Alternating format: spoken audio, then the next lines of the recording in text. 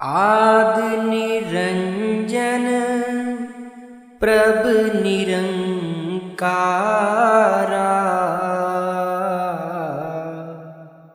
सब में वर्ते आप निरारा। वर्ण जात चिन्ह नहीं कोई, सब हुक्मे श्रेष्ठ पाएदा। संगत जी, आज बाबा जी ने व्यास में सत्संग फरमाया है। बाबा जी हमेशा की तरह स्टेज पर सत्संग शुरू होने से 5 मिनट पहले आ गए थे। बाबा जी ने आज सत्संग में गुरु घर की बानी ली, आदि निरंजन प्रभ निरंकारा। बाबा जी ने आज इस शब्द पर 1 घंटा 15 मिनट तक सत्संग किया है। संगत जी, आइए सुनते हैं कि बाबा जी इस शब्द पर क्या फरमाते हैं। ये गुरु घर की बानी है।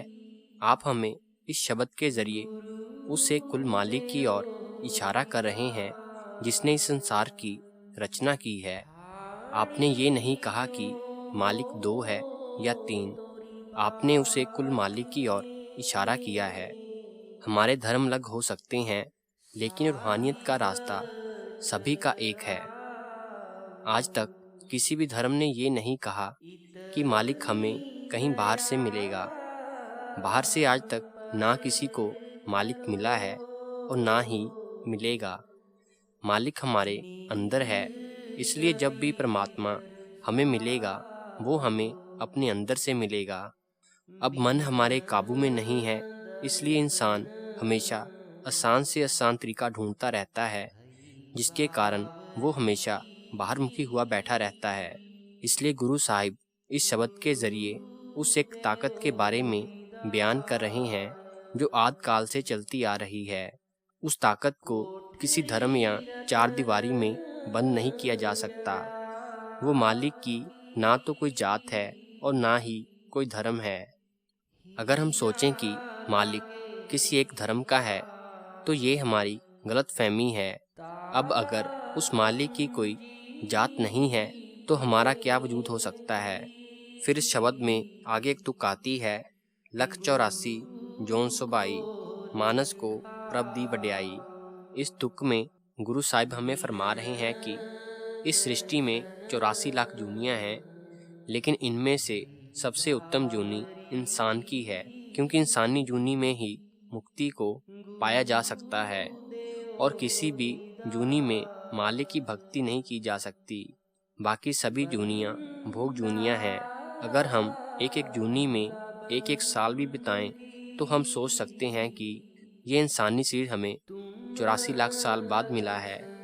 हम तो अंदाज़ा ही नहीं लगा सकते कि मालिक ने हमारे ऊपर कितनी दया मेहर की है जिससे हमें ये इंसानी शरीर मिला है। यह शरीर हमें इसलिए दिया गया है ताकि हम भजन बंदगी करें और मुक्ति हासिल कर सकें, लेकिन हम तो सारी उम्र इंद्रियों के भोगों में लगे रहते हैं। क्या ये सारी चीज़ें हमारा अंत समय में साथ देंगी, जिनके मगर हम सारी उम्र भागे रहते हैं। अंत में तो केवल एक चीज़ हमारे साथ जाएगी और वो है नाम की कमाई, शब्द की कमाई। अगर इस जन्म में हम भजन सिमरन नहीं कर सके तो इस बात की कोई गारंटी नहीं है कि हम अगले जन्म में कर लेंगे। हमें तो ये भी नहीं पता कि अगला जन्म हमें इंसान का मिलेगा भी या नहीं। इसलिए हमने जो भी कुछ करना है अभी करना है। फिर शब्द में आगे एक तुक आती है, अनेक कर्म किए बहु तेरे, जो कीजे सो बंधन पैरे। इस तुक को लेकर बाबा जी समझाते हैं कि कर्म चाहे अच्छे हों या बुरे, हमें सबका हिसाब देना पड़ेगा। अच्छे कर्म करेंगे तो हमारी अवस्था अच्छी बन जाएगी, और अगर हम बुरे कर्म करेंगे तो उसका भी हिसाब देना पड़ेगा, लेकिन मुक्ति नहीं मिलेगी। बेड़ियां चाहे सोने की हो या लोहे की, रहेंगे तो हम कैदी के कैदी। इसलिए अगर हमारा मुकाम मुक्ति का है तो हमें इन कर्मों से ऊपर उठना पड़ेगा और उस शब्द की कमाई में लगना पड़ेगा, क्योंकि उस शब्द में ही वो ताकत है जो हमारे कर्मों का भुगतान कर सकती है। इस कलयुग में शब्द की कमाई के बिना और कोई साधन नहीं है जो हमें मुक्ति दिला सके। इसलिए गुरु साहिब आगे शब्द में फरमाते हैं कि कलयुग में कीर्तन प्रधाना, गुरमुख जपिए लाए ध्याना। इस कीर्तन से भाव वो अनहद शब्द है जो 24 घंटे हमारे शरीर में बज रहा है।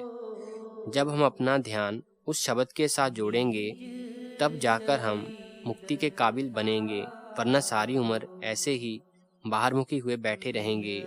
इस शब्द की आखिर में तुकाती है, जन नानक सरन पिया हर द्वारे, हर पावे लाज रखाएदा। भाव कि जब हम भजन बंदगी में लगेंगे तो मालिक हमारी भक्ति की लाज जरूर रखेगा। इसलिए नानक के घर केवल शब्द की पहचान है, नाम की कमाई की पहचान है। बाकी सभी चीज़ें हमारी यहीं की यहीं रह जाएंगी। आखिर में हमारे साथ कुछ जाएगा तो वो है नाम की कमाई, शब्द की कमाई। संगत जी, अगर आपको वीडियो अच्छी लगी हो तो चैनल को सब्सक्राइब जरूर करें। कुंजी